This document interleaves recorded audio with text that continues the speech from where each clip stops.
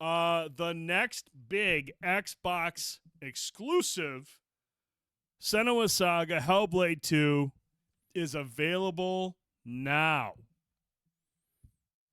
Right now. After 5 years of development, after being announced just before the consoles came out. That's right. It's been that long. It's been a minute. Oh, shit. Yeah, it has been that long. It's been a minute. I mean, shit, I think Hellblade 1 came out in 2015, 2015.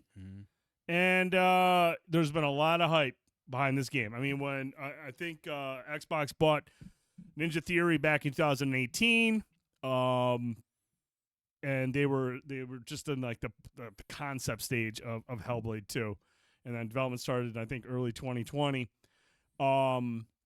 So I mean, it's here. Little, not a whole lot of marketing up until like the last 2 weeks, and then they started really kind of pushing it. But even then, there were a lot of people going like, there were people surprised that this game was coming out like on the 21st. When it came out, people, like when they started announcing, like, "Oh, it's coming," everyone's like, "Oh shit, this game's coming out this month." Right, I do remember that. People were like, "Whoa, yeah, they did kind of a lousy job marketing this thing, but then it started to like really pop up the last 2 weeks. But it's available now, $49.99 on Xbox Series X and S, as well as on PC, and it's also a part of Game Pass. It's the next big exclusive that's supposed to get you hyped about Game Pass. I'll preface this by saying the first Hellblade, Senua's Sacrifice, was fucking incredible. It was one of the most emotionally engaging games I had ever played in my entire life. It was beautiful. The immersion, the atmosphere, everything about that game was fucking aces. Production value through the roof. It was just a phenomenal experience, but also a fucking heart-wrenching tale. Right. You know, and Ninja Theory at the time, they were like, hey, look, this is a story-driven game. There's combat, but it's not the main focus. You're not playing that like you're playing God of War or anything like that. You're not playing it for like just build up all your abilities and continue to grow and use different weapons. You were just Senua, and you have a sword, and you have your mirror, which kind of acts as like your special ability when it's charged. Jump ahead, Senua Saga, Hellblade 2, a lot of buzz. It uses Unreal Engine 5. Ooh. You know, when they first announced this, it was going to be one of those titles for Xbox Series X that was supposed to showcase what the system was capable of doing. A lot of people got hyped about that. They showed a couple of clips and was like, damn, this shit looks fucking good. And I can tell you right now, Tone, having spent the time the last couple of days playing it and completing it. Completing it? Yes. I am done with it. I have, and not just done. I have, what's that? What's your gamer score? 1,000 out of 1,000. I am done with that game. Wow, did you stay up all night? I didn't actually have to at all. Really? Yeah, it took me about 5 hours, 6 hours. Whoa. Hold on. We'll get to it.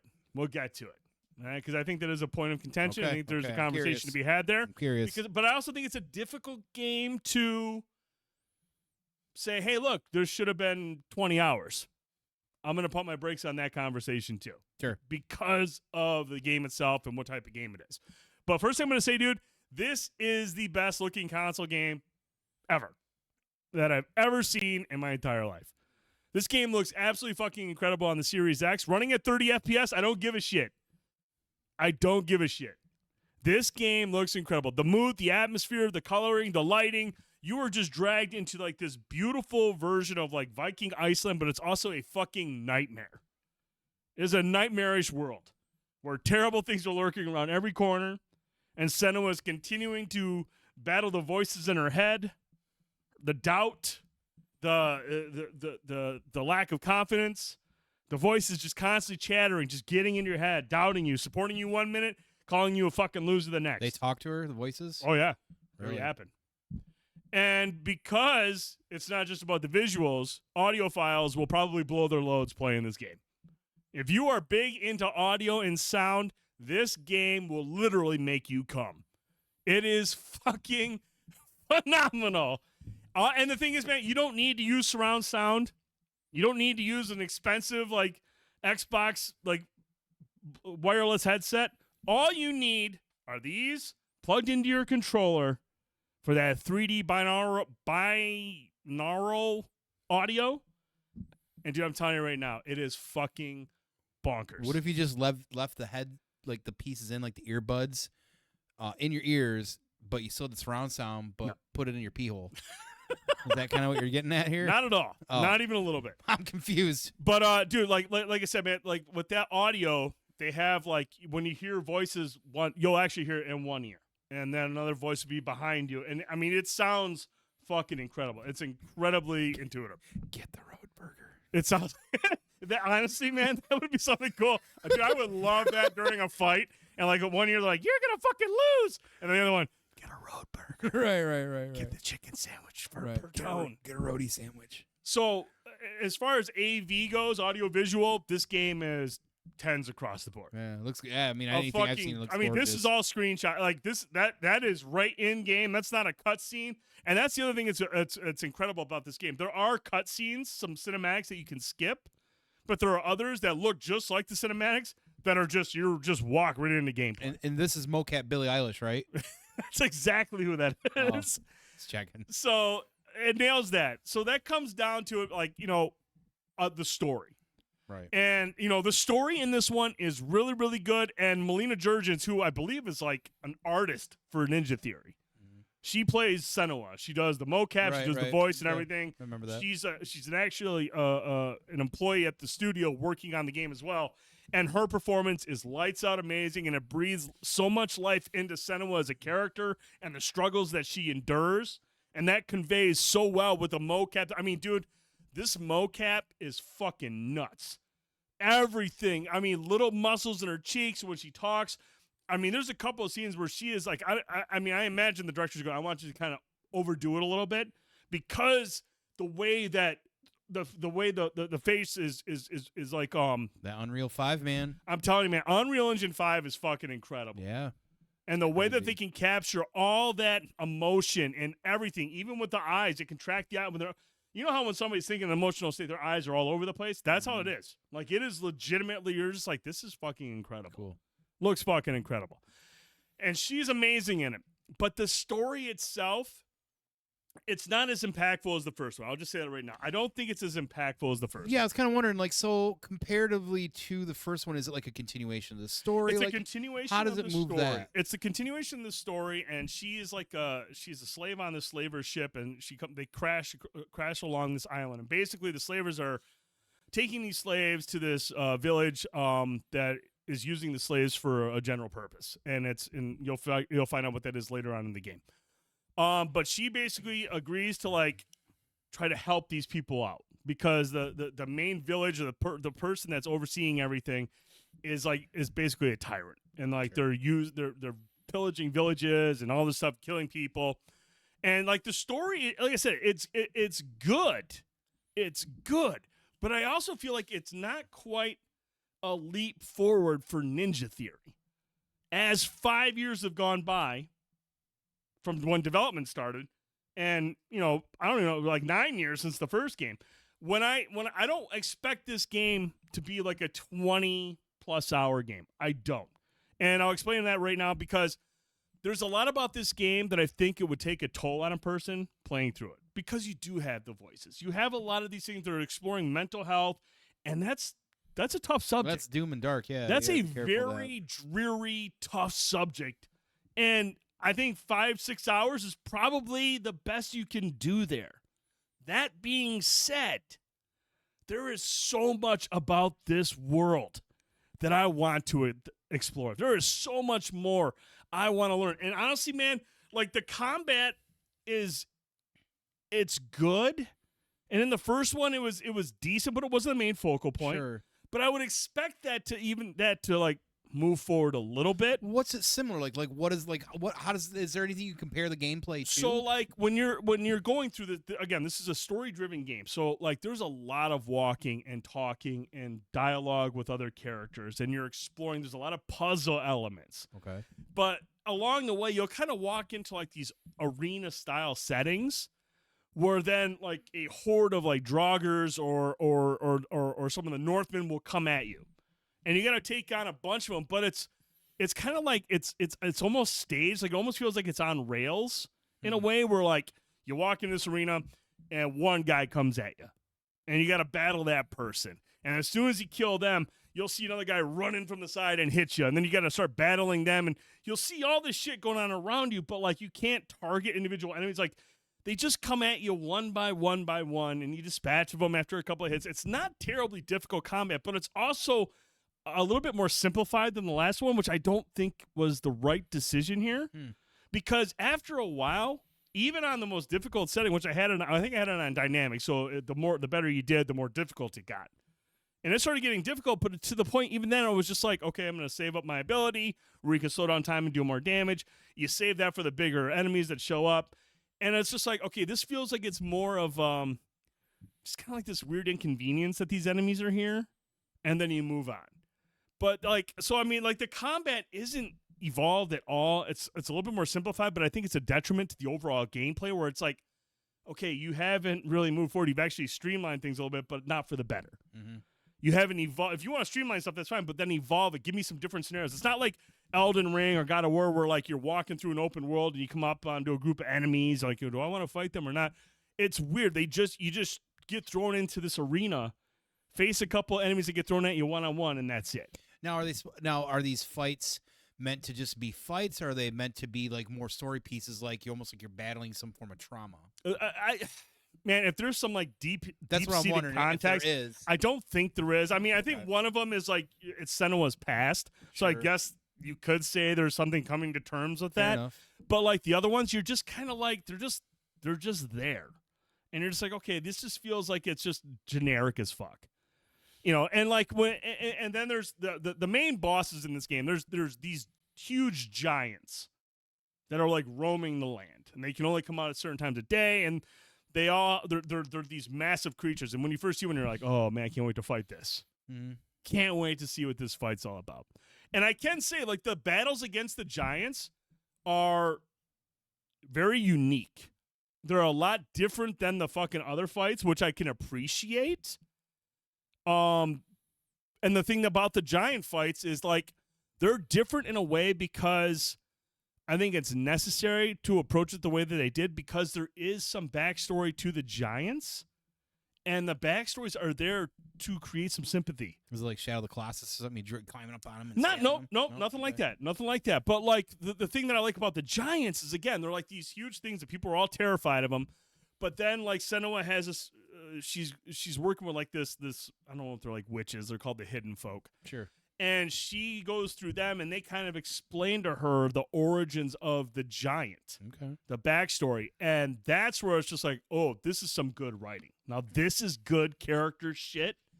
And it gives you perspective to the point where, dude, the first giant that I fought, through the final phase, before we got to it, you learn about that giant's past and what its motivations are. And throughout the fight, the encounter with that giant, literal tears, dude. Like, it was heart-wrenching shit, which I fucking love. I can appreciate a good, strong, emotional story. That shit was sad as fuck. And that's why I appreciate the way that the final encounters with them, the boss battles, if you will, are done the way they are because, like I said, you've gained some sympathy for them. They're intense. They're really fun. They're a lot more fun compared to the other ones. But at the end of the day, I don't feel like the boss battles in this game compare to the first one. There was there was a couple. I think there was like 4 or 5 bosses in the first game. Cert was one. He was this dude that was covered in flames. He had this fucking like tight arena. You had to battle him. He had some awesome moves. Then there was Val Raven, who was kind of like in the dark and the shadows. That was a super awesome fight. But then he had these giants, and I love the stories behind him. But like, when you have just these unique encounters with them, and then the generic combat with like the smaller enemies, it's just like, man, I don't feel like they moved forward. No, I want them to. Again, I'm not saying this game has to be 20 hours, but you can move forward as a developer and make a game better in certain ways than it was the last one. So the combat didn't really move forward, and in my opinion, I think it stepped back a little bit. So I mean that's kind of disappointing in my opinion. Sure. I mean, everyone's gonna be different about this, and that's fine. And again, it's a story-driven game, and it's a really, really good story. But like, the giants are so cool. I just wish there were more of them. You only fight 3 giants in this game, and I mean, and again, this game's been developed for a long time, dude. If they would have just had a couple more giants in there, and cut back on some of the walking around, or just give me more incentive to, like, because that was my biggest thing with this game, is I wanted more. Right. You know, and then you talk about the characters surrounding Senua, You meet a couple of them. There's Astrior, there's I think it's Fargrimir, and Thorgester. And these characters are with you through this whole journey. And of those three, like Thorgester is the only one that has like a meaningful story arc that is actually really effective. Basically, he's your slaver when you start the game. So you're like you're his prisoner. And things happen, you kind of overpower him, and then you kind of get to just witness his character arc, and like it's super good. Like it's really, I was like, okay, that's actually awesome. Cool. But then you got these other two characters, they're there, and you get little hints of what's driving them, why they do what they're doing, but it's never fully explored. It's just like, man, you probably could have added some more to this. Sure. You could have added some more to the Giants, and still maybe push this thing out to 10 hours, and I probably still would have been cool with that. Right. Yes, it's emotionally draining. Yes, there's some heady, some very difficult themes that they explore. Mm-hmm. And I wouldn't want to do that for 20 hours. But, dude, this is Game Pass. This is a game that's $50 outside of Game Pass. This is Ninja Theory, working on a sequel to one of the most revered games of last gen. And it's a step back in certain ways. I love this game. I think it's a really good game, but at the same time, I really wish Ninja Theory could have moved everything forward. Right. I'm going to be really curious to get people's thoughts on this, man, because like I said, it's if you're just focusing on the story itself and that's all you give a shit about, even then I'd be like, did you really think there was enough though? Right. Did you really think it felt like they explored enough to give you everything you needed out of what you were seeing in this world? That's the argument I would make. I wouldn't be like, hey, did you think it was long enough? I don't fucking care about that conversation. I wish they would have been a little bit longer on because it would have built out the world. It would have built on the characters more. Right. Huh.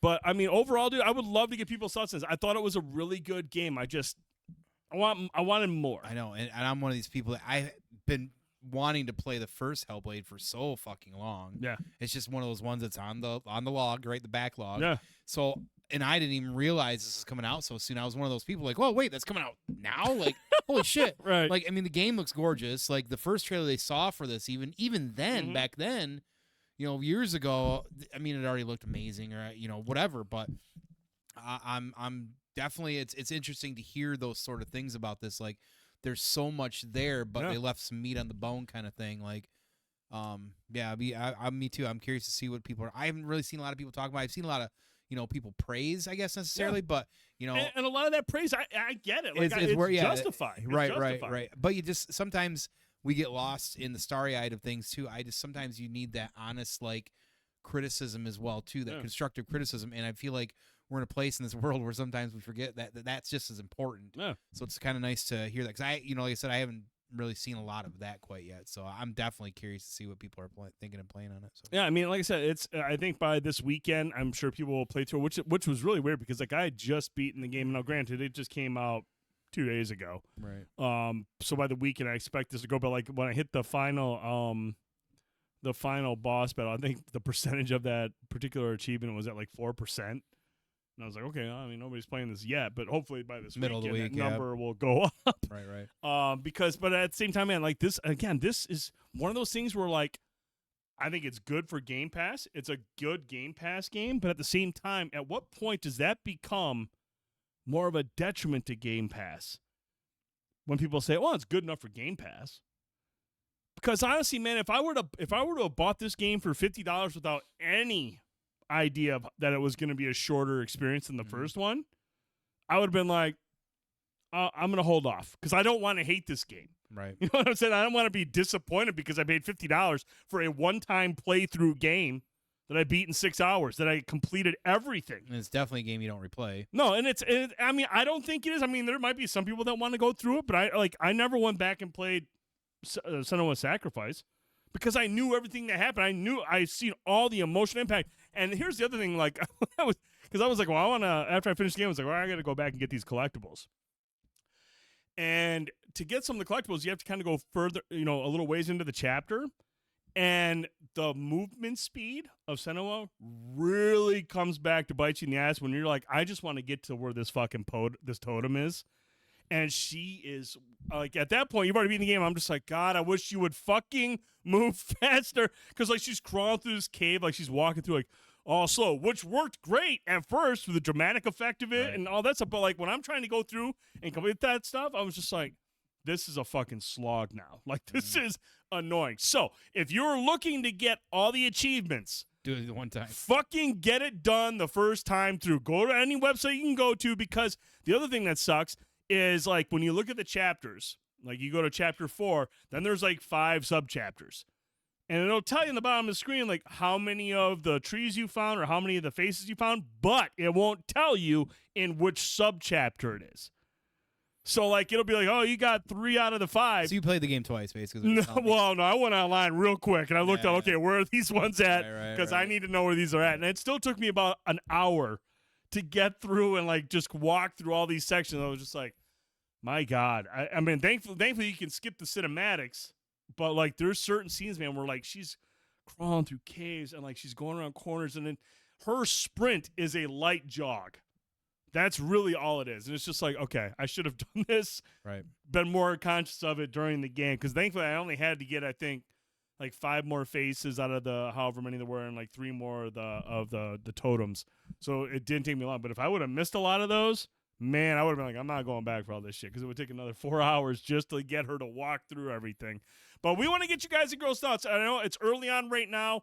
Let us know in the comments. If you're watching on YouTube, let us know what you think of Hellblade 2. Very curious here. Really curious to get you guys and girls' thoughts compared to the first game, which, again, I thought last gen Hellblade was one of the best games of last gen in terms of like story and presentation. It was fucking awesome. And this one is good. It's a beautiful game. It's a showcase for the system itself. But at the same time, I also don't feel like it is a huge step forward for the franchise and for Ninja Theory. I think they're capable of a little bit more. And I do feel like there were some spots where they might have, I don't know if they shaved stuff off or if they just didn't have the time, which is weird because they got 100 people at that studio now compared to only the 10 or 12 that they had for the first Hellblade. So, I mean, they got a lot more people, and for them to like kind of like streamline the combat and some other stuff not quite be as deep as I would like, in a way, it's disappointing in certain aspects, but overall, just a really good experience. So, all right. Let us know in the comments below what you think of Hellblade 2. Keep it spoiler free. If I see any spoilers, I'm going to go ahead and just delete it. No, you won't. Because I'm not going He's to. gonna keep I say that because I'm hoping that you'll, makes be nice about it.